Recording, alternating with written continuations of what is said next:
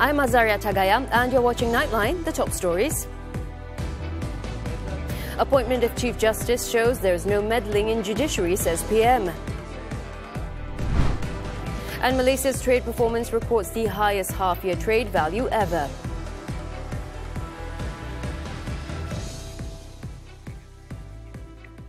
Good morning. Datuk Seri Anwar Ibrahim said the appointment of a new Chief Justice has reinforced the independence of the judiciary and dismissed claims of alleged interference. The Prime Minister acknowledged the speculation but insisted that this was baseless and stemmed from unnamed members of the legal fraternity whom he accused of politicking.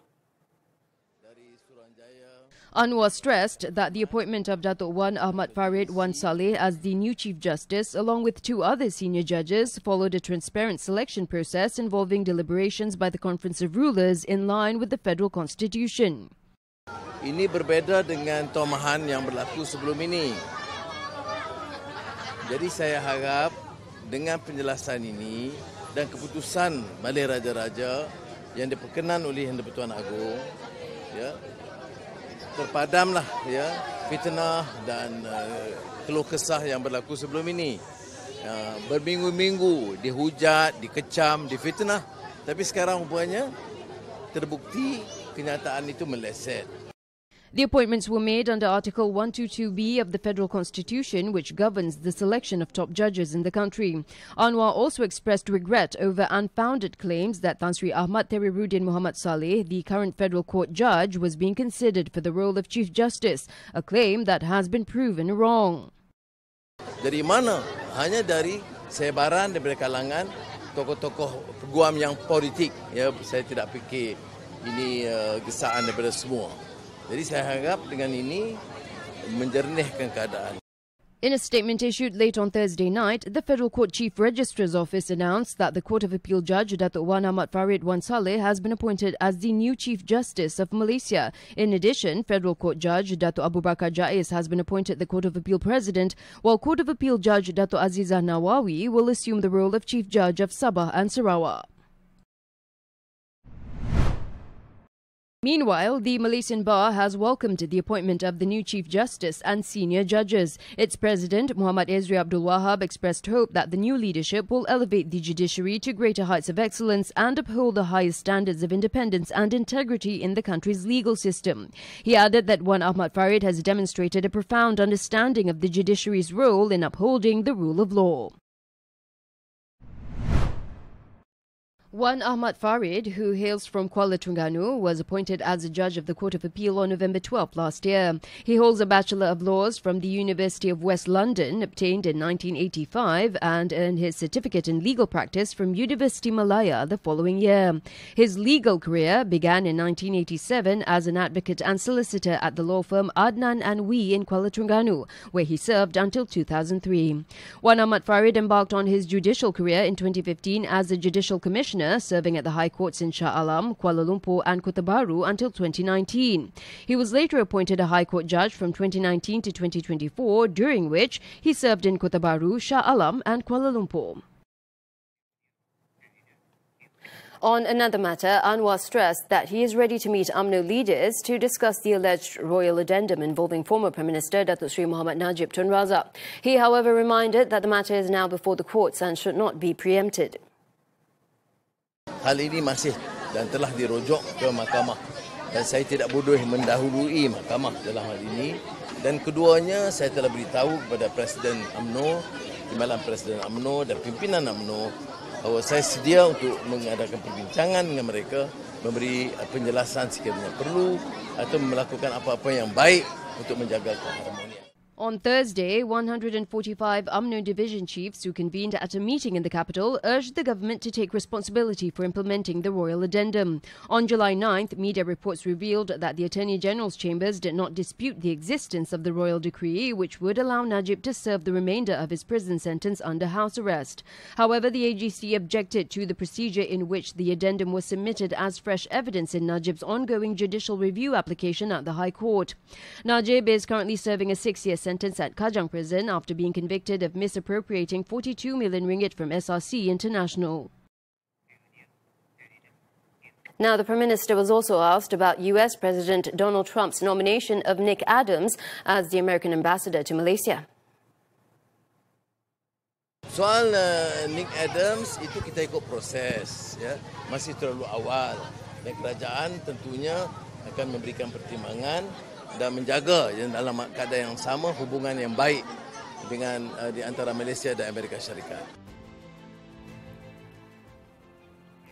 Adams, an Australian-born conservative commentator, has been viewed by many as a controversial figure and an unsuitable choice to represent the US in a country like Malaysia. Although he has received Trump's backing for the ambassadorship, his nomination has yet to be confirmed by the US Senate.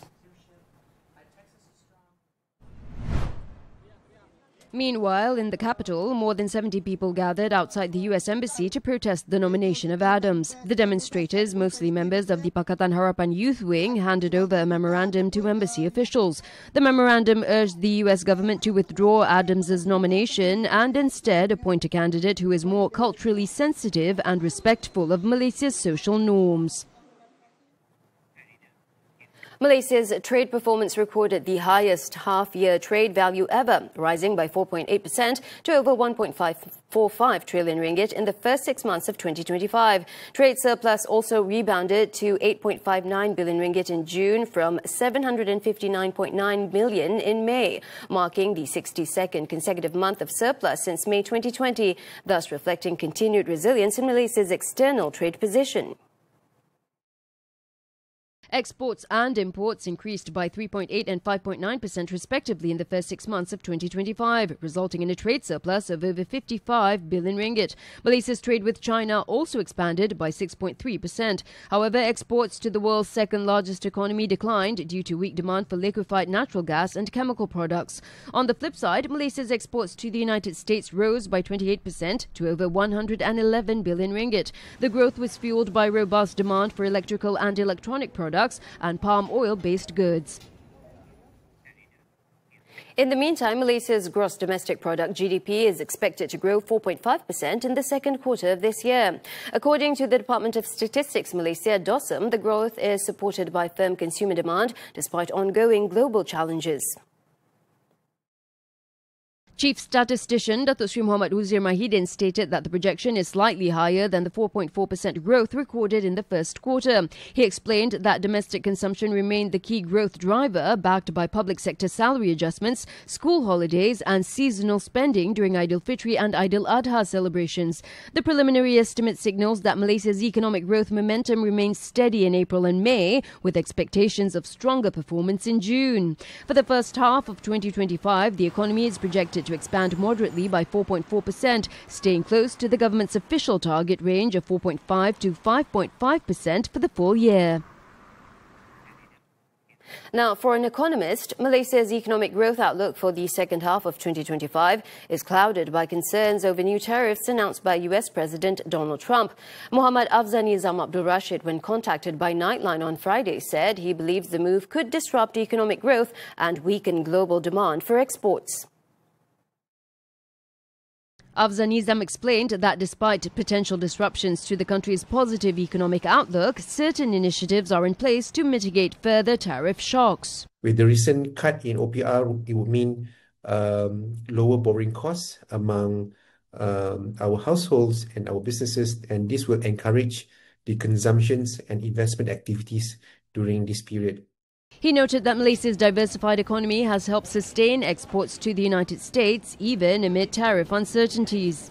The Malaysian economy has been quite resilient, supported by the domestic demand, along with the perhaps the front-loading activities among the US importers, which have seen quite strong growth in terms of export to the US during the second quarter.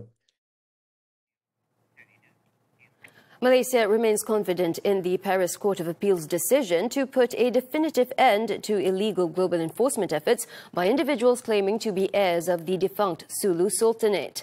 In a statement on Friday, Minister in the Prime Minister's Department for Law and Institutional Reform, Datuk Sri Azalina Uthman Said, noted that this is to ensure that mechanisms designed to expand access to justice are not abused as tools for legal warfare against sovereign nations. She stressed that international legal frameworks must be safeguarded against any attempt to extort sovereign states under the guise of arbitration claims.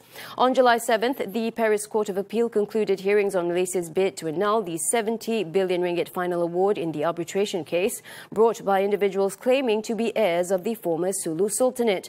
The court's decision is scheduled to be announced on December 9th.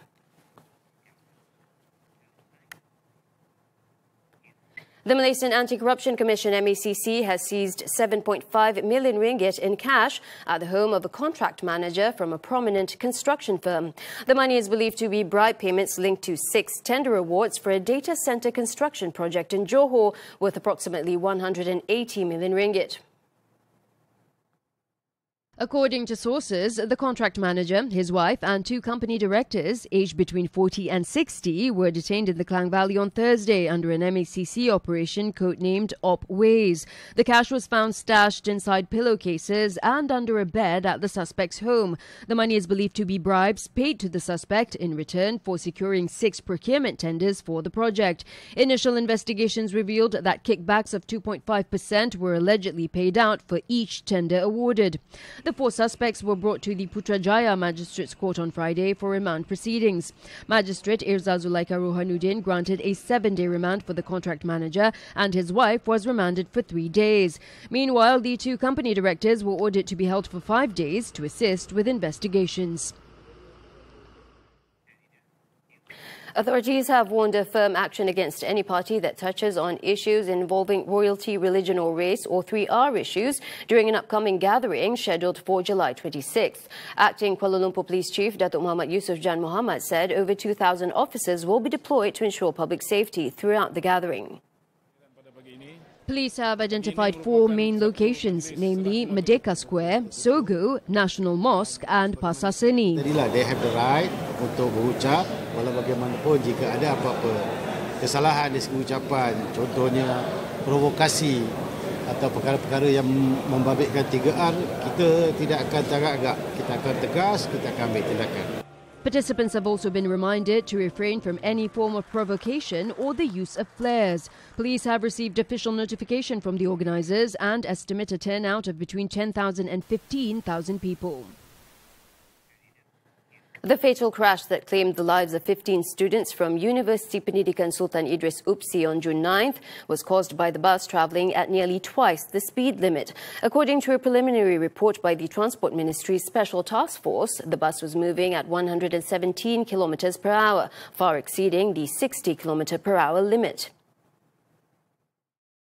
The report details that the driver's failure to control speed while navigating a downhill bend caused the vehicle to overturn and collide with the W-beam guardrail that pierced the passenger cabin. Investigators found no evidence of mechanical failure but noted that the brakes were extremely overheated, likely due to excessive or improper use. The bus was also found to be without a speed monitoring device, while the road structure at the crash site was deemed unsafe. Meanwhile, the driver had multiple prior traffic summonses and the bus operator had failed to comply with key safety protocols outlined under the Industrial Code of Practice, or ICOP. The report concludes that the tragedy resulted from a combination of reckless driving, poor road design and weak enforcement.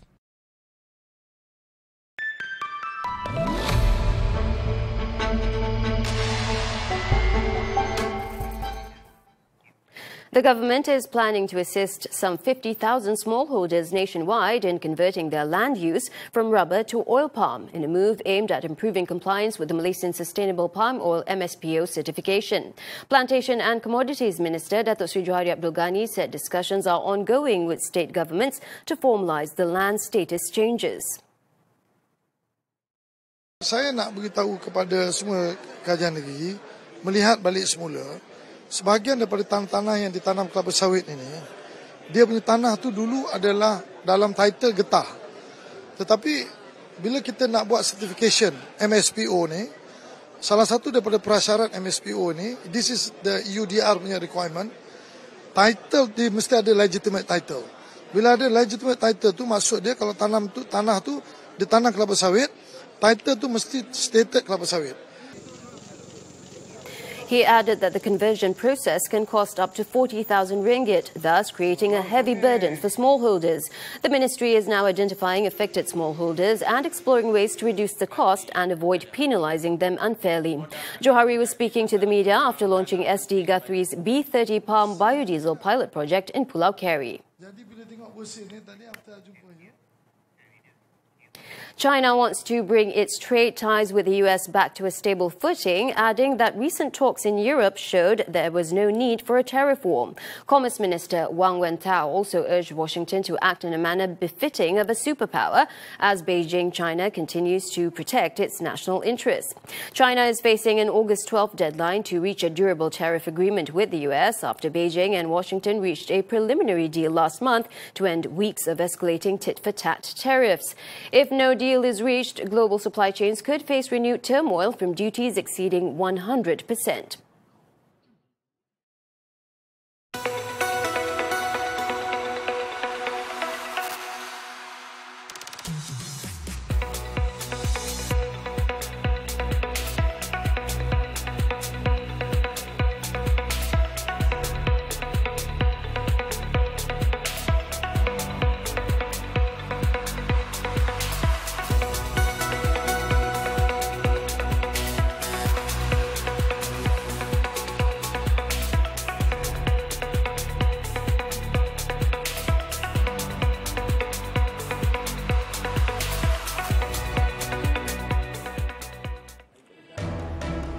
Brandishing machete against officer, trader pleads not guilty. This and more after this breather.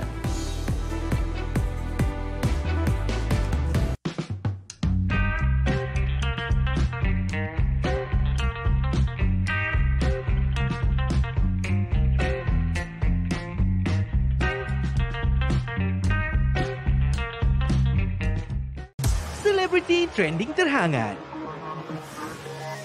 Tangan netizen tak sempat nak berehat kalau nama mereka muncul.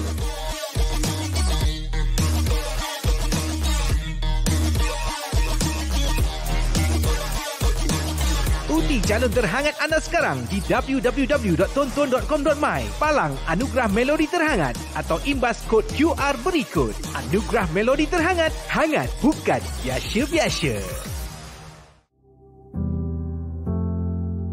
Lepas saya jatuh tu, saya sebut nama Allah.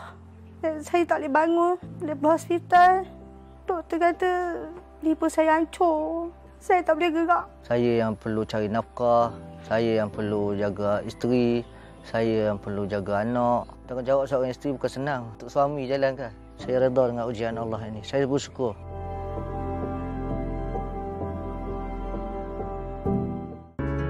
Biar diuji pelbagai rintangan, golongan Hawa tetap kuat demi melakar masa hadapan. Teknologi moden banyak sangat membantu diagnosis virus lah. Kebanyakan kuman ni, dia memberi manfaat kepada kita. Sebagai penghibur, kita dibayar untuk perform. Kita kena deliver. Kalau ada sang suami mungkin lebih macam terkawal sedikit kan. Saya tak boleh imagine. Istimewanya Goyim di hati saya. Dia sangat unik, boleh dihargai dan boleh diangkat sebagai superstar. Melodi terhangat Superstar Tour tengah on the way ke lokasi berikut. Bawa rombongan satu kampung sebab tak perlu bayar untuk kita have fun. Anugerah Melodi Terhangat, hangat bukan biasa-biasa.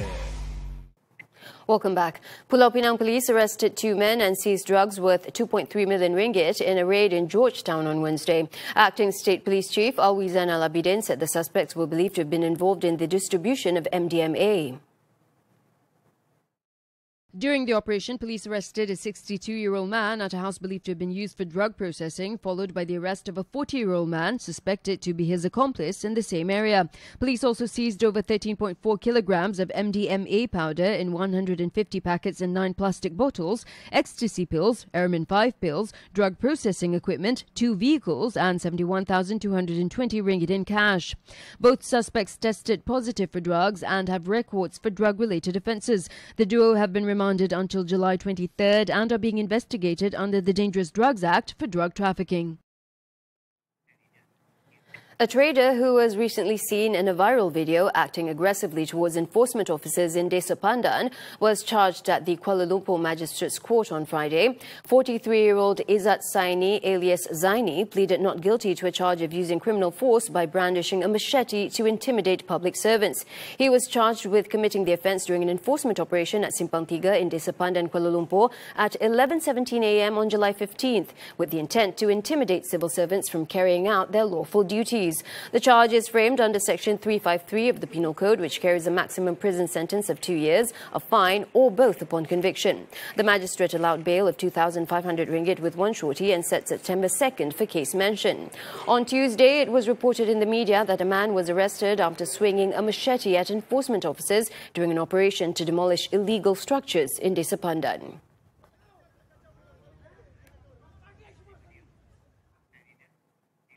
In Joho, 16 students were injured after the school van they were travelling in overturned in an accident on Friday. The 7 a.m. crash occurred after the vehicle hit a manhole which was reportedly left open. During the incident, the van was transporting 16 students, including 10 from Sekolah Jenis Kebangsaan Tamil Jalan Yahya Awal and 3 each from Sekolah Menengah Kebangsaan Aminuddin Baki and SMK Muhammad Khalid. All the victims were aged between 9 and 15 years old. The Johor Bahru District Police Chief said 11 of the victims sustained broken arms and fingers and are being treated at the Sultanate Aminah Hospital. 7 victims have been admitted to the ward while 3 others remain under observation in the emergency unit. The van driver also sustained injuries but is reported to be in stable condition. Johor Public Works, Transport Infrastructure and Communications Committee Chairman Muhammad Fazli Muhammad Saleh said that no maintenance work was being carried out at the manhole at the time of the accident. An investigation is underway into attempted theft and to identify the party responsible for opening the manhole cover. Heavy fighting flares up again. The details when Nightline returns.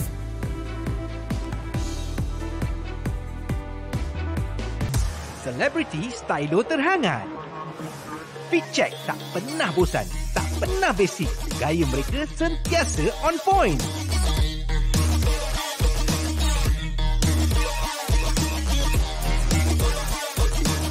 Undi calon terhangat anda sekarang di www.tonton.com.my. Palang Anugerah Melodi Terhangat atau imbas kod QR berikut. Anugerah Melodi Terhangat, hangat bukan biasa-biasa. Dunianya tidak sama seperti insan lain. Siapa mereka kata yang nak haram? Namun kasih seorang anak menjadi satu-satunya harapan yang tinggal. Kita jual 5 kupang. Pasal susu hang lah aku dapat beli radio baru kat Mak. Diarahkan oleh Jan Nanik. Dari layar ke lensa, cerita rama istimewa. Susu 5 Kupang, 19 Julai, Sabtu 10 malam di TV3 dan stream juga melalui Tonton. Success isn't always sparkle. It's also softness, clarity, and intention. So identify what you want and what you're going after and stay true to that. I think the best relationship to have is one first with yourself and to clarify why you're doing what you're doing. Remember that your inner peace is not a price you should pay for fame. Catch Women Talk Saturday 5 p.m. only on TV3. Stream now on Tonton. Dari pot makan viral ke pot lepak dengan family, semua dia tapau. Memang padu. Ada lebih daripada 10 menu. Bila makan ni, confirm. Siapa lagi kalau bukan Nadia Hasnan yang akan bawa korang makan puas-puas JJCM style. Memang puas hati. Menu ni penuh dengan protein dan juga karbohidrat. Jalan-jalan cari makan musim terbaru setiap Ahad 11.30 pagi di TV3. Dan kalau terlepas, chill je. Stream kat Tonton sekarang. We're back with news from the foreign front. An Indonesian court on Friday sentenced former Trade Minister Thomas Trikasih Lembong to 4.5 years in prison for improperly issuing sugar import permits, which authorities say caused nearly $36.84 million or 600 billion rupiah in state losses. Judges at the Corruption Court in Jakarta found Lembong guilty of granting these permits to private companies despite the country having a surplus of sugar. In 2015, Indonesia produced 2.49 million tons of sugar, while domestic use was 2.12 million tons. Lembong previously served as Trade Minister in 2015 and 2016 under President Joko Widodo. Heavy fighting has flared up again between the Druze and Bedouin tribes in the rest of southern Syrian province of Suwaida as another ceasefire has collapsed a day after Syrian troops pulled out of the area. The resumption of clashes on Friday came as the Syrian Interior Ministry denied reports that government forces are being redeployed to the Druze majority governorate. The spokesperson said government forces were in a normal state of readiness and there had been no deployment to Suwaida so far. Renewed clashes were reported west of the southern city between Druze fighters and a group of tribal and Bedouin fighters supported by the authorities. The latest violence comes despite a ceasefire agreed on Wednesday, where days of clashes involving local armed groups and government troops left dozens dead.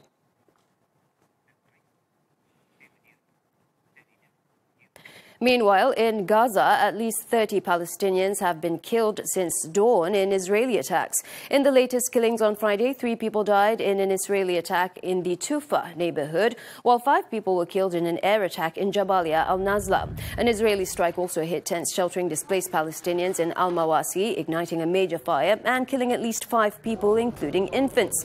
The death toll also includes 7 people who were seeking aid.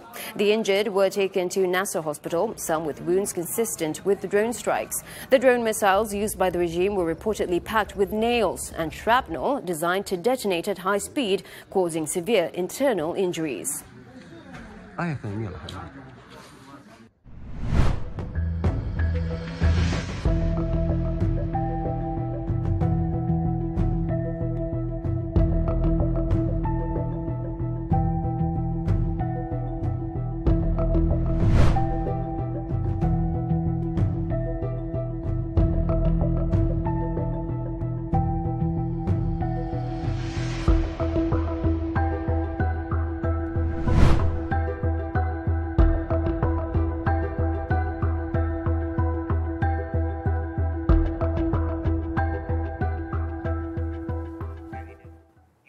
Switching to sports now, football and the 2025 AFF U23 Championship. The national under-23 football team reignited their semi-final hopes with a commanding 7-1 victory over Brunei Darussalam at the Gelora Bung Karno Stadium on Friday.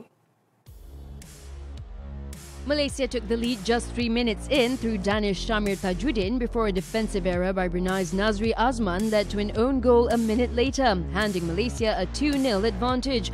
Haikal Danish slotted home in the 32nd minute with Hakimi Azim Rosli adding the 4th 8 minutes later. Danish Hakimi then netted the 5th goal in the 69th minute before Brunei earned a consolation goal through Haziq Nakiuddin 5 minutes later. Nafuzi Zain's side quickly responded with a counter-attack as Fergus Tierney netted the 6th goal in the 76th minute before Hakimi Azim capped off the emphatic victory with the 7th goal just before the final whistle. On to badminton now. The 2025 Japan Open national men's doubles pair Go Zifei and Noor Izzuddin Rumsani are on track to retain the title when they stormed into the semi-finals with a hard-fought win over their Indonesian rivals on Friday.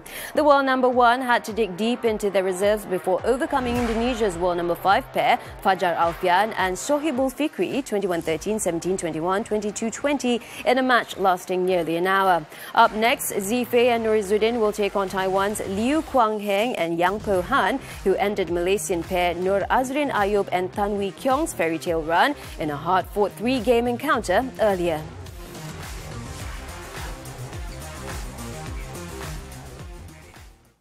Still on the 2025 Japan Open, earlier 3 national doubles shuttlers extended their remarkable run at the Super 750 tournament by securing their spots in the semi-finals. Men's doubles pair Ong Yu Sin and Teo Yi Yi delivered a brilliant performance to edge past world number 6 Liang Wei Keng and Wang Chang 25-23, 21-19 in the quarterfinals, marking only their 2nd victory over the Chinese duo in 5 encounters. The world number 30 pair now face a tough challenge in the next round, where they will take on South Korea's world number 3 duo Seo Seung Jae and Kim Wong Ho. Earlier, women's doubles pair Pearly Tan and M. Tena secured their maiden semi-final appearance with a convincing 21-15, 21-19 victory over South Korea's Jong Na-yin, Lee Yeon-woo. Japan's world number 2 duo Nami Matsuyama and Chiharu Shida await them in the last 4. Also advancing to the next round was mixed doubles pair Chen Tangji and Toh Iwei, who cruised to a dominant 21-14, 21-12 victory over home duo Yuichi Shimogami and Sayaka Hobara in just 31 minutes. They will next play China's world number 2 pair Jiang Zhenbang, Wei Yajin, who ended hopes of an all-Malaysian semi-final with a straight games victory over Goh Sun Huat and Shevan Lai. Moving on to tennis, the 2025 Davis Cup Asia Oceania Group 4, the national team claimed their third consecutive victory after defeating Kyrgyzstan 3-0 on Friday, securing the top spot in Group A.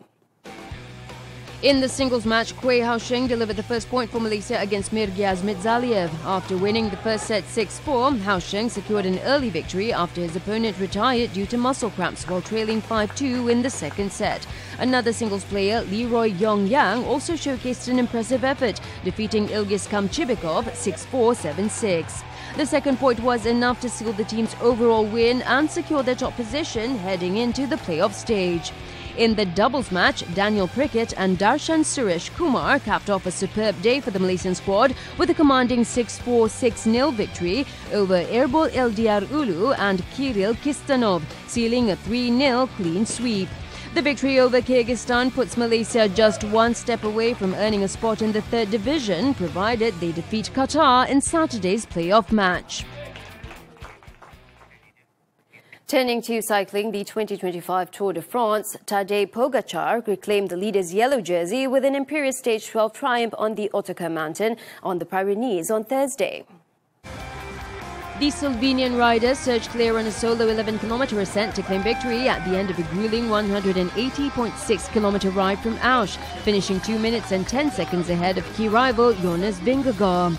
Germany's Florian Lipowitz secured third place, 13 seconds behind Vingegaard. In the overall standings, Pogacar now holds a 3-minute 31-second lead over Vingegaard, with Remco Evenepoel in third, trailing by 4 minutes and 45 seconds. While Stage 12 was a long and brutal day in the saddle, Friday's Stage 13 is the shortest stage of this year's race, a 10.9-kilometre time trial from Ludenville to Peyragudes.